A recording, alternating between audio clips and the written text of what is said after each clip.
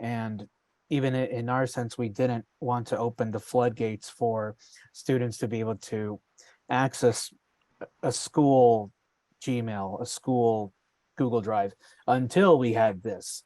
And so that was really, really helpful for us, but it also opened our eyes to, oh my goodness, all the things that are that are definitely out there. And just like you said before, it's on that evasion of privacy idea. And the thing that happens is that any typically most schools have in my experience, have a policy of saying, and not just schools, but organizations in general, saying that any document created on our platforms, that's school property. So if a staff member creates any document, that belongs to the school. So obviously the school needs to protect it. Yeah, I'm actually on the same, like David was talking about before, where, during our in-service meetings that we have throughout the year and at the beginning of the year, I actually try to go over it because I've noticed now using managed methods helps a lot. But initially, I had Google filters set up for, let's say, example, Bitcoin was a big one. I would flag that term because usually anything that had the term Bitcoin in it was a malicious email.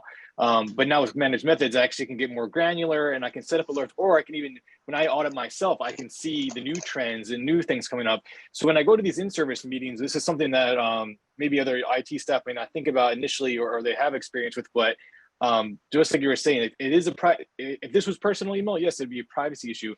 What I've discovered is that a lot of staff do use their work accounts like a personal email or personal drive.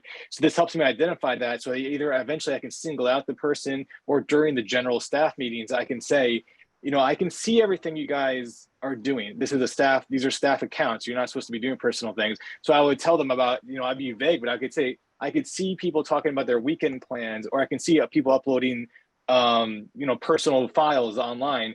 And I think it's almost like that fear is the best teacher to try to get them to move away. Like, Gmail is free, Drive is free up to an extent. You can have your own cloud services. You don't need to use the schools.